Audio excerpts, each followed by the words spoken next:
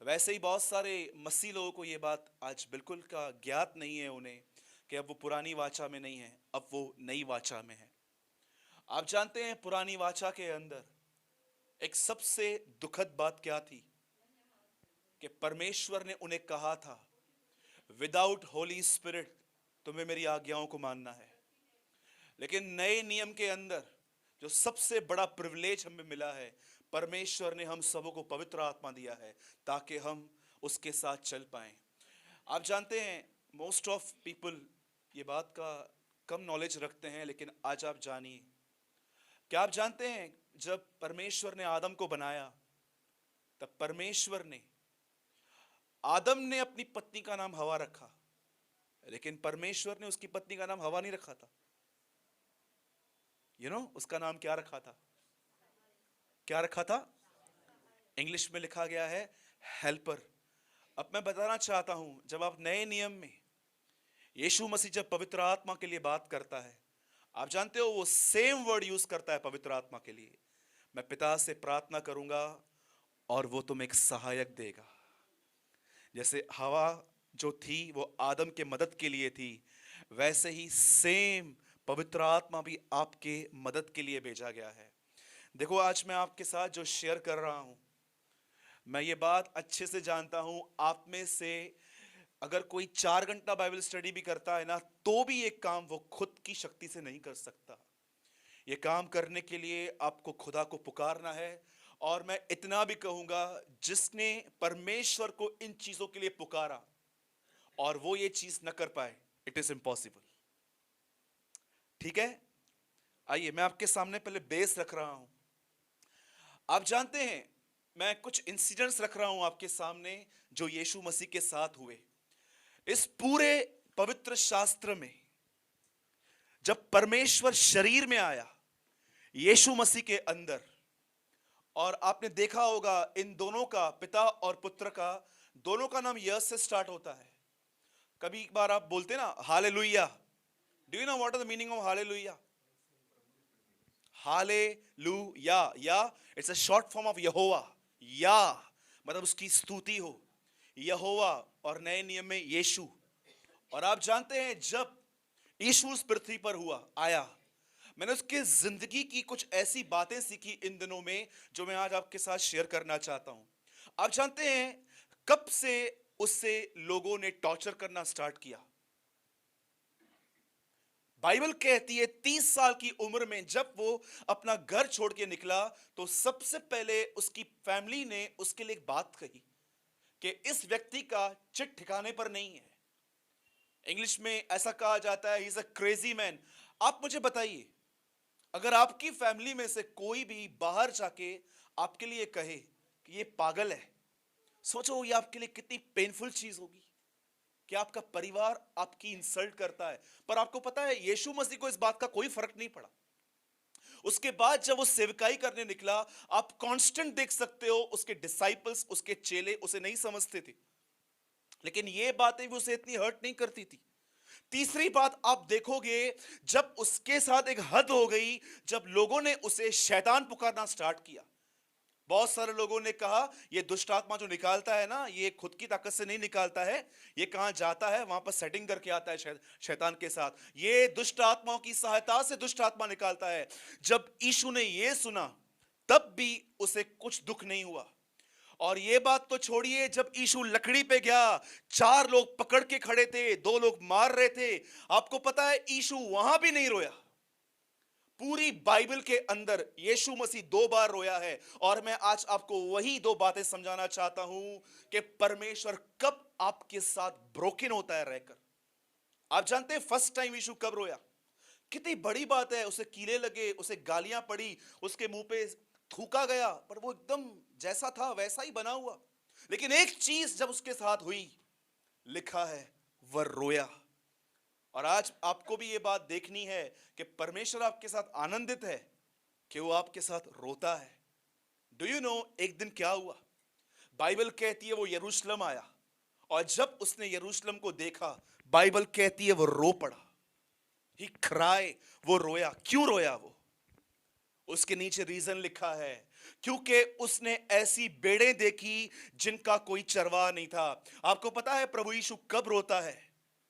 जब एक कलीसिया को एक अच्छा लीडर नहीं मिलता, जब वो देखता है कि जो लीड कर रहे हैं चर्च को वो एक करप्शन में जी रहे हैं, ये बात उसे तोड़ती है।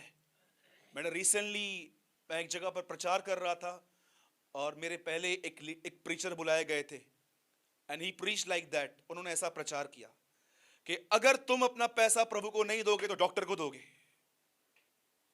मेरी आत्मा जल गई अपने आप में।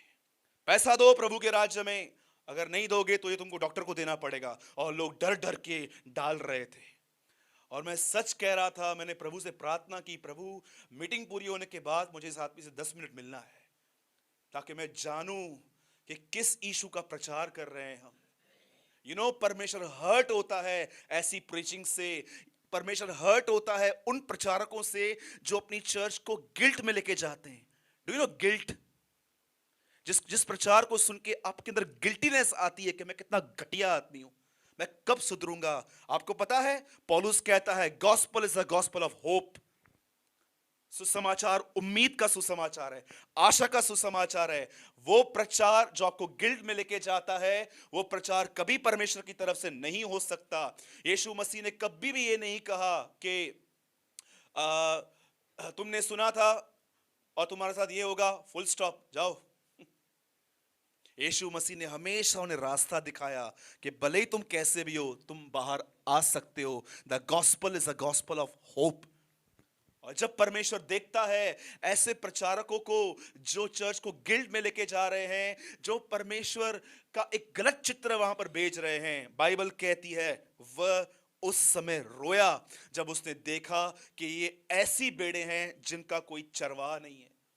मेरे भाइयों और बहनों, मैं आपको बताना चाहता हूं, आप में से कितने भी लोग यहां पर हैं, चाहे आपके लाइफ में एक सीक्रेट सिन है या आप एक पब्लिकली सिन करते हैं, मैं आपको बताना चाहता हूं स्टिल यू हैव होप।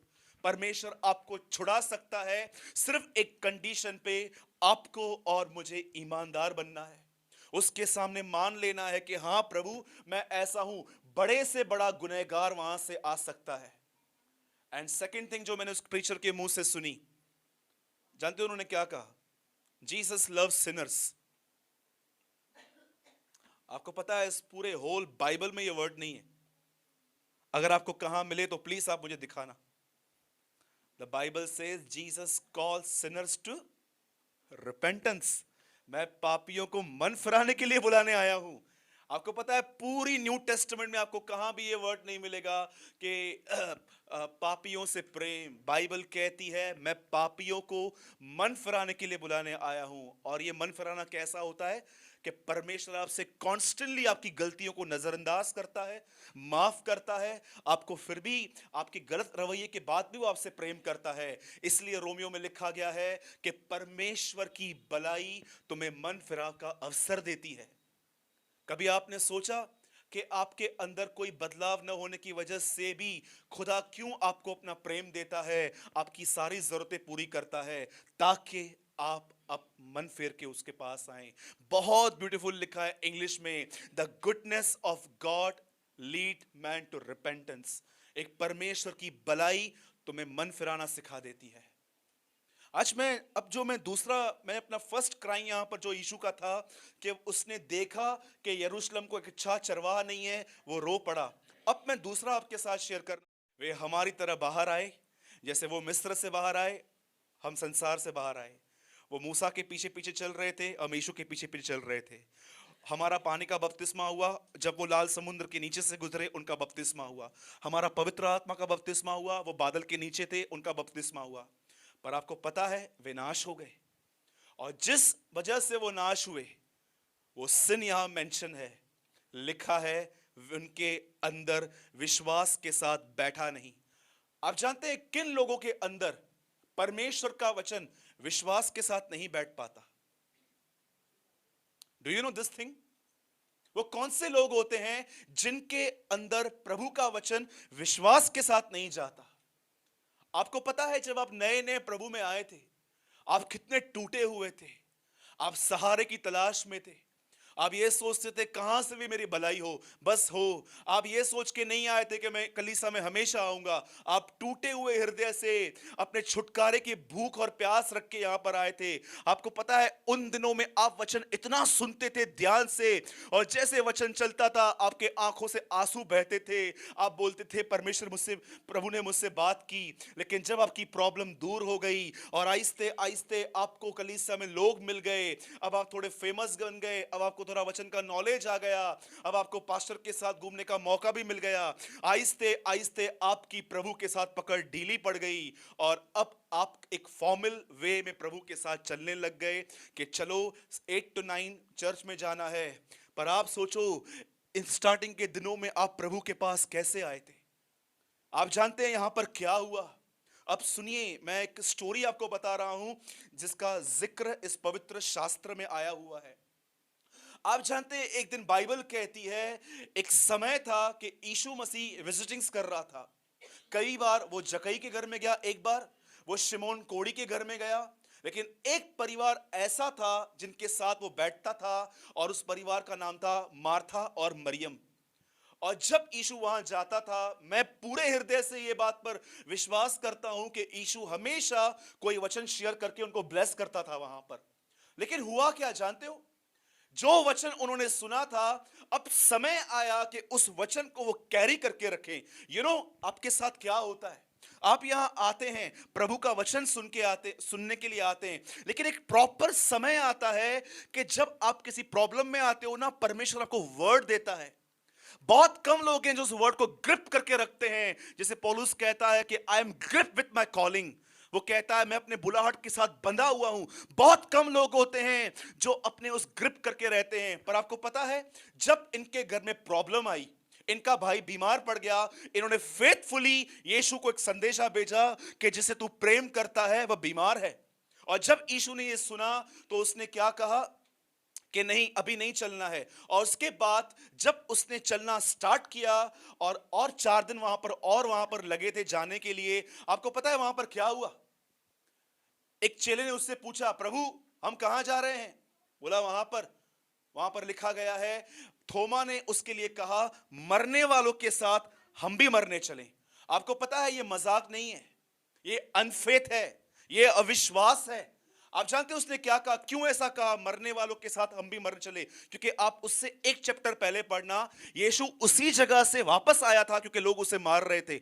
अब यीशु वापस वहां जा रहा है, इसीलिए उसने कहा चलो मरने वालों के साथ हम भी मरने चलते हैं वहां पर। और जब वो वहां पर गया, अब सुनिए किसके सामने वो रोया? मार्था के सामने कि मरियम के सामने? मैं आपसे एक सवाल पूछ रहा हूं। 2 बहनें थी, मार्था और मरियम। यीशु मसीह मार्था के सामने रोया है कि मरियम के सामने? पक्का? ओके, सुनिए, जैसे यीशु वहां गया, बाइबल कहती है मार्था को पता चला कि यीशु आया हुआ है। बाइबल कहती है वो अपने घर से निकली और भाग के वहां पर गई, और उसने यीशु से कहा, प्रभु यदि आप यहां होते तो मेरा भाई कदापि न मरता। और यीशु को कहती है, प्रभु सुन, अभी भी तू परमेश्वर से कुछ मांगेगा, वो तुझे मिलेगा। और यीशु उस एक साफ शब्दों में कहते हैं, तेरा भाई जी उठेगा। लेकिन वचन कहता है कि वो कहती है, हां पुनरुत्थान के दिन जीवित होगा। आपको पता है, बहुत बार खुदा हमें बहुत सिंपल बातें कहता है, पर बहुत बार हम लोग ना स्पिरिचुअल बातों को पकड़ने की कोशिश करते हैं। एक दिन मैं एक प्रचार कर रहा था, और एक आदमी ने पूछा, सूरत भाई आपने प्रचार किया, गुस्सा मत करो, इसका अर्थ क्या है? मैंने कहा क्या अर्थ बताऊं? अभी गुस्से के ऊपर रेवलेशन चाहिए तुमको? So many people asking revelation. मैं बाइबल इसलिए पढ़ता हूं रेवलेशन के लिए। मेरे भाइयों और बहनों, मैं बाइबल को रेवलेशन के लिए नहीं पढ़ता हूं। न्यू टेस्टामेंट ओल्ड टेस्टामेंट का रेवलेशन है एक्चुअली। आप पढ़ो, the last book of the new testament is revelation of Jesus Christ. किस चीज का रेवलेशन चाहिए आपको? बहुत सारे लोग क्या करते हैं जानते हैं? सामने सामने साफ साफ बात लिखी है वो नहीं पढ़ेंगे, इसमें गहराई में जाना है, इसमें और गहराई में जाना है। एक वचन लिखा हुआ था, उसमें लिखा था लालच मत करो क्योंकि ये मूर्ति पूजा के समान है। अब एक आदमी इसके ऊपर रेवलेशन ढूंढ रहा था। बहुत बार क्या होता है, खुदा आपसे बहुत सिंपल बातें कहता है लेकिन हम उन बातों को समझ नहीं पाते हैं। अब प्रभु ने ये नहीं कहा मार्था चिंता मत कर, बादलों पर आऊंगा, देखना ये लाजर जिंदा होगा। यीशु ने सिंपल कहा तेरा भाई जी उठेगा। कितने लोग हैं जो बाइबल को सच बताओ सिर्फ रेवलेशन को पाने के लिए पढ़ते हैं ताकि आप अगले दिन टाइप करके सबको भेजो और लिखो I got it. Do you no so many boosting आजकल यहां से होती है खड़े होके, मैं 40 दिन के उपवास में था तब खुदा ने मुझसे बात की। अच्छा उपवास था इसलिए बात की, बगैर उपवास के तुमसे बात नहीं करता है। मैं वहां गया था, वहां पर 3000 लोग थे और परमेश्वर ने, ये 3000 बोलने की क्या जरूरत थी? So many boasting, so many. यीशु मसीह ने जब यायर की बेटी को जिंदा किया, यीशु ने क्या किया? पतरस आजा खड़ा हो जा बेटी स्माइल स्माइल बेटा स्माइल स्माइल दे बेटा, सारे ग्रुप से फॉरवर्ड कर देना। यीशु ने ये कहा फेसबुक पे अपलोड कर देना, मैंने किया है। यीशु ने सिंपली कहा इसे कुछ खाने को दो। आपको पता है हमारे यीशु मसीह की सेवकाई कैसे थी? लोगों को ठीक करने के बाद वो उनको कहता था किसी से मत कहो, क्योंकि उसे डर था कहीं ऐसा ना हो ये लोग मुझे राजा बना दें और वह पर्पस जो क्रूज पे मरना है वो चला जाए मेरे लिए। मनुष्य का पुत्र इसलिए नहीं आया था। और आप जानते हैं जब ये लेडी एक सिंपल बातों को नहीं समझ पा रही थी, चली गई और अंदर जाके झूठ बोलती है। मरियम को बोलती है गुरु तुझे बुला रहा है। बुलाया भी नहीं था। हवा ने क्या बोला शैतान को? शैतान ने बोला क्या प्रभु ने कहा है ये नहीं खाना? बोलती है हाँ प्रभु ने कहा है ना इसको छूना ना इसको खाना। प्रभु ने कहा था ना छूना। So many things adding. हमारी बातों में बहुत सारी बातें ऐसी एडिंग होती हैं। मुकेश भाई मुझे मिले और उन्होंने मुझे एक के लिए बोला और मैं दूसरों को बोलता हूं ऐसे से बोल रहे थे आपके लिए, ऐसे से बोल रहे थे। सो मेनी मिर्च मसाला। डू यू नो आज बहुत सारे लोग आपके पास आएंगे ना, बोलेंगे ना सिस्टर ये आपके लिए ऐसे बोल रही थी। मैं आपको सच कहता हूं उससे 25% बोला है, आपको 1 रुपया करके बताते हैं वो लोग। ट्रस्ट मी, बचो ऐसे लोगों को। हवा और मरियम में एक बात बहुत सिमिलर थी। मार्था में बातों को एडिंग करती थी, वो बातों को बड़ा करके बताती थी। छोटी सी बात को वो इतना बड़ा कर देती थी। आप में से कितने भाई बहन ऐसे हैं छोटी सी बात को बहुत बड़ा बना देते हैं? हाँ जी, छोटी सी बात को। घर पे आए आप, कांच का ग्लास टूट गया और आपने पूरा चाय आपको ठंडी मिली, इस बात का पतंगड़। ग्लास टूट गया, इस बात का पतंगड़। रोटी आपको ठंडी मिली, अरे खा लो। किनको ये भी नहीं मिलती है? सीएसटी स्टेशन पे एक बार मेरा खाना गिर गया था, मैं उसको उठाना भी पसंद नहीं करता था, लेकिन 5 मिनट में एक बच्चे ने पूरा खाना खा लिया मेरे सामने, क्योंकि नहीं मिलता है। लोग 10 रुपए के बजिए में सारा दिन निकालते हैं और हमें इतना कुछ मिलता है। और जानते हो यहाँ क्या हुआ? जब ये मोस्ट स्पिरिचुअल बहन वहां पर आई, एक आत्मिक सिस्टर वहां पर आई, वो क्या बोलती है? प्रभु आप यहां होते तो मेरा भाई न मरता। आपको पता है जब यीशु ने ये बातें सुनी, लिखा है ही वीप, वो रोया। क्यों मरियम के सामने रोया आपको पता है? मार्था के सामने नहीं रोया वो। मैंने बहुत बार ये प्रार्थना की, प्रभु जब आप मार्था से बात कर रहे थे तब आपने अपना आंसू नहीं बहाया, लेकिन व्हेन यू मीट मैरी, जब आप मरियम से मिले आप क्यों रो पड़े? और प्रभु ने मुझे कहा तुझे याद है मैं इस परिवार के पास एक बार गया था? हाँ प्रभु मुझे याद है। कौन थी जो पैरों पे बैठी थी? नॉट मार्था, मरियम। आपको पता है खुदा किन के साथ रोता है?